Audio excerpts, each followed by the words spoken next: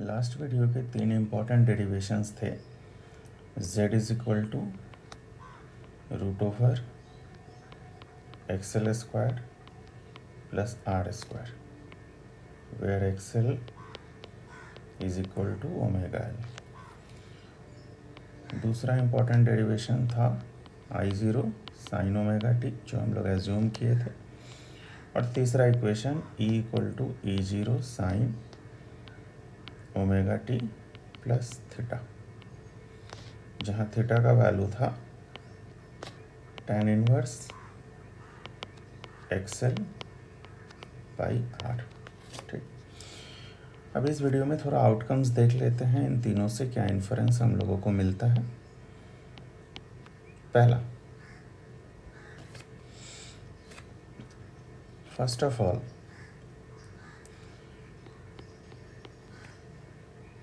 In equation z is equal to root over XL square plus R square, the term z is called impedance of the circuit. Impedance in the circuit या of the circuit. Right. It plays same role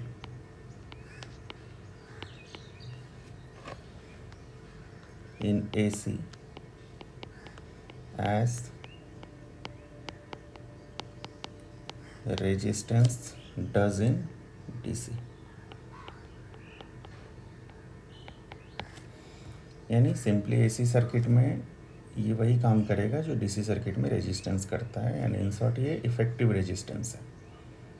ठीक, ये effective resistance है AC circuit का। Second outcome देख लेते हैं यहाँ से। सेकंड आउटकम में इफ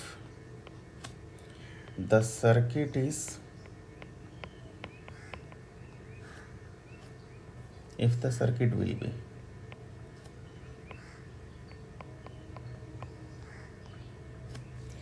यहाँ दो ऑप्शन ले लेते हैं।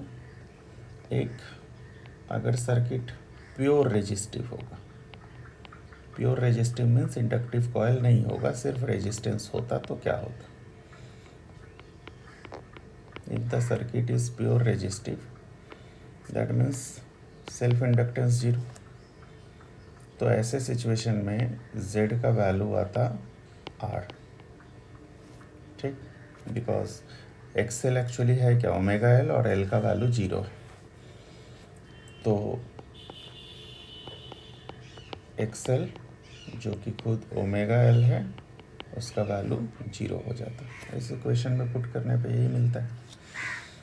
सेकंड ऑप्शन ये भी था कि if circuit is pure inductive, अगर सर्किट प्योर इंडक्टिव होगी, इन दैट सिचुएशन रेजिस्टेंस 0 होगा, क्योंकि इंडक्शन प्योर इंडक्शन है, कोई रेजिस्टेंस नहीं है।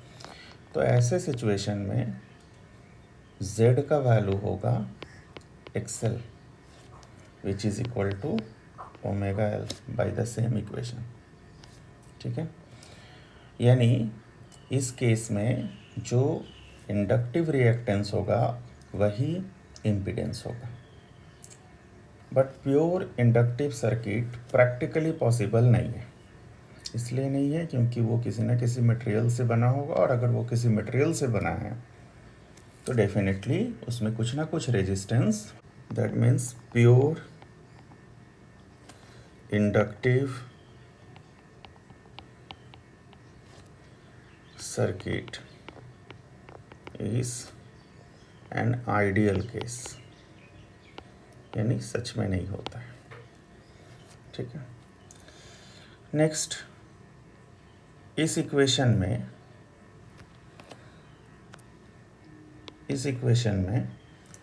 तीन टर्म्स हैं, है ना। तो इन एक्सप्रेशन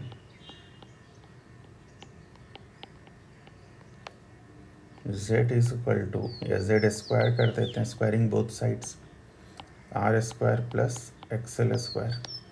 तो in expression this all the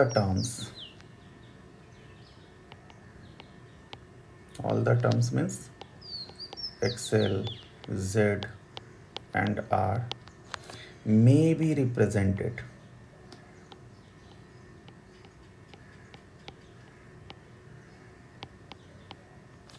by a right angled triangle. ठीक, तो डायग्राम कुछ इस टाइप का होगा. ये बेस ऑफ द ट्रायंगल जो खुद आर होगा,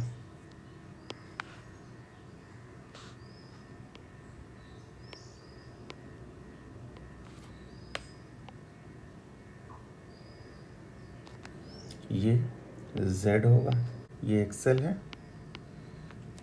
ये r है, ये z है, और ये एंगल थीटा होगा. Well this angle is 90 degree. The triangle so obtained, the triangle so obtained is called impedance triangle. Impedance triangle. ठीक, so the triangle so obtained is called impedance triangle. इस impedance triangle से हम लोग दो inference draw कर सकते हैं. Hair tan theta का वैल्यू क्या होगा? Perpendicular by base. ठीक है, अगर tan थीटा ये है तो थीटा क्या होगा? थीटा होगा tan inverse XL by R. ठीक, ये एक्सप्रेशन सेम, थीटा का सेम वैल्यू हम लोग यहाँ यूज़ किए हैं, tan inverse XL by R. और ये वो एंगल है by which EMF leads the current. यानी बोल सकते हैं इम्पीडेंस ट्रायंगल में जो एंगल फॉर्म होगा वो सेम होगा by which EMF leads the current. यानी ईएमएफ करंट से जितना फेज वाइज आगे चलेगी इम्पीडेंस ट्रायंगल का एंगल भी उतना ही होगा. द सेकंड आउटकम यहाँ से लिख कर रखते हैं. कॉस थीटा इक्वल टू क्या होता है? Base by hypotenuse, that means R by root over XL square plus R square.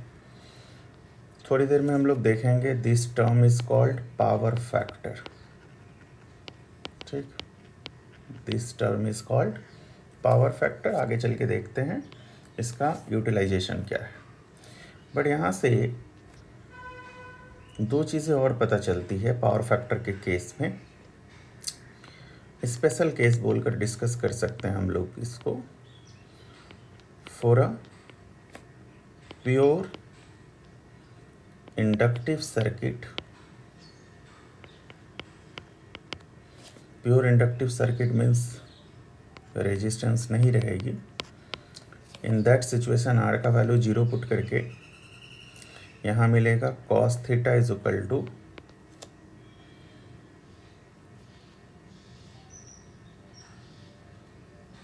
Cos theta equal to 0. Since R का वैल्यू 0 है, that is theta equal to 90 degree. और ऐसा हुआ भी था प्योर इंडक्टिव सर्किट में, ईएमएफ बाई 90 लीड किया था करंट को. सेकंड स्पेशल केस तो ये भी हो सकता है ना, ये फर्स्ट स्पेशल केस एज्यूम कर लेते हैं. सेकंड स्पेशल केस ये pure resistive circuit, pure resistive है, दैट मीन्स इंडक्टेंस 0 होगा.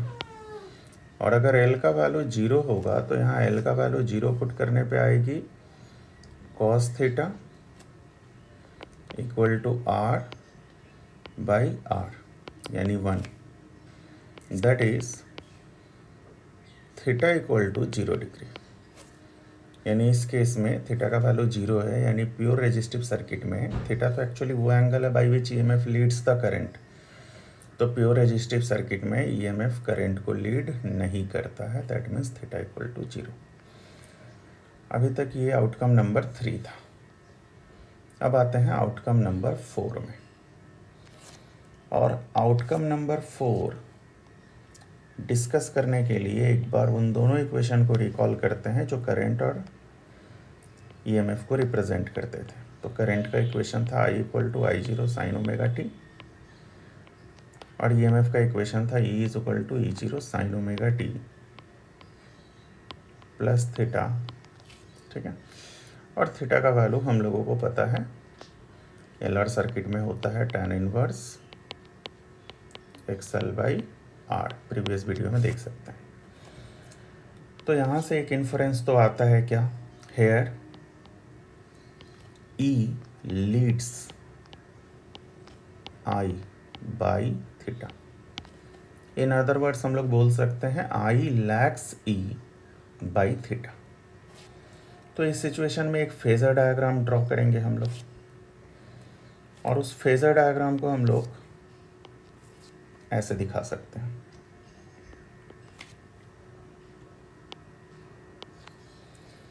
सपोज ये करंट को रिप्रेजेंट कर रहे हैं, सो दिस इज I। तो डेफिनेटली ये ईएमएफ को रिप्रेजेंट करेगा विच इज़ E, और चूंकि ईएमएफ करंट को लीड कर रही है तो जो एंगल बनेगा वो एंटी क्लॉकवाइज होना चाहिए, और जितने एंगल से लीड कर रही है वो यहाँ। ठीक है, अगर हम लोग इसका ग्राफिकल वेरिएशन देखेंगे, this is the phasor diagram.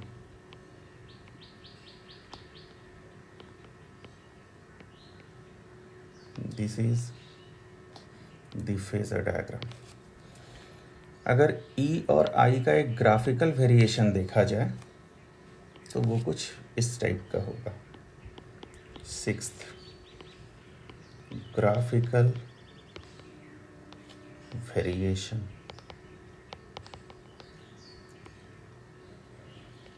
तो एक ग्राफिकल वेरिएशन में सिंस ईएमएफ लीड तो कर रही है बट 90 से कम एंगल से लीड कर रही है, तो उसका ग्राफिकल वेरिएशन कुछ इस टाइप का होगा।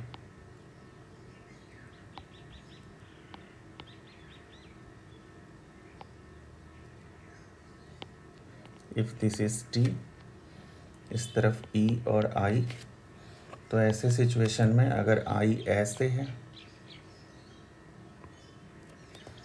और ईएमएफ सिंस इसको लीड कर रही है, तो ईएमएफ स्लाइटली ओरिजिन से ऊपर से स्टार्ट होगी और ऐसे मूव करेगी। ठीक, मोर प्रिसाइजली इस डायग्राम को हम लोग ऐसे दिखा सकते। इस डायग्राम में रेड लाइन से करंट को दिखाया गया है और ग्रीन लाइन से ईएमएफ को। नेक्स्ट आता है instantaneous power. So the 7th outcome is instantaneous power. ठीक, अब ये इंस्टेंटेनियस पावर होता क्या है, ईएमएफ भी वेरिएबल है, करंट भी वेरिएबल है, so at any instant the power in the circuit is given by instantaneous values of E and I। ठीक है ना, E का वैल्यू होगा E0 as discussed earlier omega T plus theta, और I का value होगा I0 sine omega T. अब इसको अगर हम लोग सिंप्लीफाई करते हैं तो यहाँ आ जाएगा E0 I0 ब्रैकेट के अंदर sign omega T plus theta into sine omega T. इसको थोड़ा और सिंप्लीफाई कर लेते हैं, E0 I0 आप यहाँ भी छोड़ सकते हैं, एग्ज़ाम में, बट थोड़ा और सिंप्लीफाई कर लेते हैं। Sine omega T cos theta cos omega T sine theta sine A plus B के फॉर्मूले पे ब्रेक करने पे, और इन सब के साथ मल्टीप्लिकेशन में है sign omega T.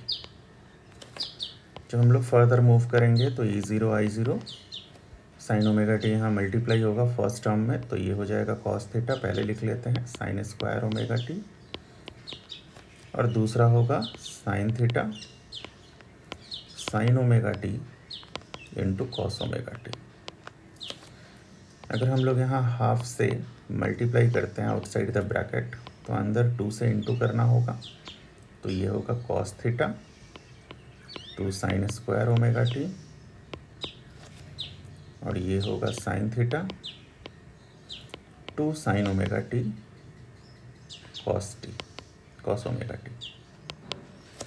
Last line will be E zero I zero by 2, this is given by cos theta 2 sine square omega T, और ये होगा साइन थीटा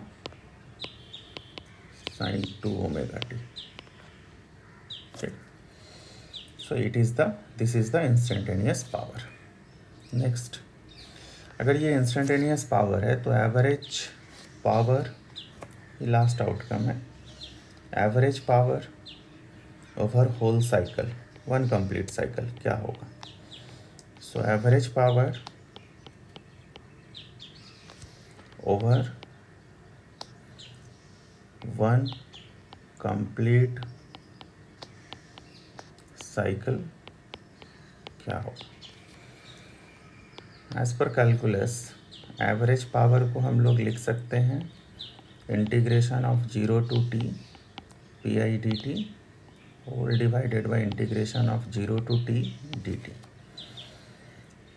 इसका डिनोमिनेटर आएगा कैपिटल T, तो हम लोग लिख लेते हैं 1/t 0 to t, और पी आई का वैल्यू यहाँ है, तो होगा E zero I zero by 2 cos theta 2 sine square omega T D T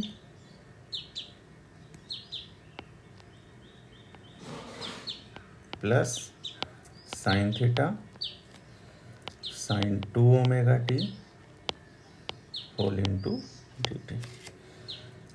अगर इसको हम लोग ब्रेक करते हैं तो मिलेगा 0 to t E zero I zero by 2 तो कॉमन आ जाएगा, E zero I zero by 2t common है। अच्छा, फर्स्ट टर्म में कॉस थीटा कांस्टेंट है इसलिए बाहर, ये होगा 2 साइन स्क्वायर ओमेगा टी, और सेकंड टर्म में साइन थीटा कांस्टेंट है इसलिए बाहर, ठीक है, और ये हो जाएगा sine 2 omega T G T. अब ऐसे सिचुएशन में E zero I zero by 2t with in the bracket इसको लिख सकते हैं cos theta 0 to t 1 minus cos 2 omega T D T, और ये होगा sine theta sine 2 omega T D T. ये जो फर्स्ट पार्ट है ये प्योर रेजिस्टिव सर्किट में पावर कंजम्पशन इतना ही हुआ था, और इसका डेरिवेशन आता है टी, ठीक है। और ये जो सेकंड पार्ट है, एक प्योर इंडक्टिव सर्किट में पावर कंजम्पशन यही था ओवर अ कंप्लीट साइकिल, और इसका वैल्यू आता है 0। तो जैसे ही हम लोग फर्दर मूव करेंगे, आप लोग एक बार डिराइव कीजिएगा वेरिफिकेशन के लिए, बट हम यहाँ डायरेक्ट लिख रहे हैं कॉस थीटा, इसका आउटकम होगा t, और इसका आउटकम होगा 0। तो ऐसे सिचुएशन में E zero I zero by 2t into cos theta into T में से टी कैंसिल होगा, the outcome will be E zero I zero by 2 into cos theta. इस E0/2 को लिख सकते हैं E0/√2, I0/2 को लिख सकते हैं I0/√2 whole into cos theta. Here E0/√2 is called ERMS, I0/√2 is called IRMS into cos theta. ठीक है, इस ERMS इंटू IRMS को हम लोग बोलते हैं अपरेंट पावर, और कॉस थीटा को हम लोग बोलते हैं पावर फैक्टर। और apparent power into power factor जो होगा वही एवरेज पावर है, यानी ट्रू पावर है। ठीक है, so true power equal to apparent power into power factor. अब अगर हम लोग इस पावर का वेरिएशन भी टाइम के साथ देखेंगे, that will be the 9th outcome, graphical variation of instantaneous power.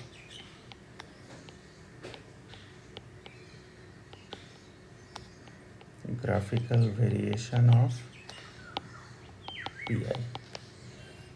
तो ऐसे में ये एक रेजिस्टिव सर्किट है, साथ में एक इंडक्टिव कॉइल भी है, तो दोनों ही फर्स्ट क्वार्टर में एनर्जी कंज्यूम करेंगे। ठीक, अगले क्वार्टर में रेजिस्टेंस फर्दर कंज्यूम करेगा, बट इंडक्टिव सर्किट उसमें से जितना अमाउंट ऑफ एनर्जी वो स्टोर किया है in the form of magnetic potential वो रिटर्न करेगा। ठीक, यानी अगर ये प्योर रेजिस्टिव सर्किट होती, एज्यूम कीजिए थोड़ी देर के लिए, तो इसका करंट का वेरिएशन ऐसे होता। तो ऐसे सिचुएशन में जो पावर का वेरिएशन होता वो ऐसे ऐसे होता, बिकॉज करंट पॉजिटिव हो या नेगेटिव हो, पावर हर केस में ही कंज्यूम होगा। जबकि अगर ये एक प्योर इंडक्टिव सर्किट होती और ऐसे में ये करंट होता अगर,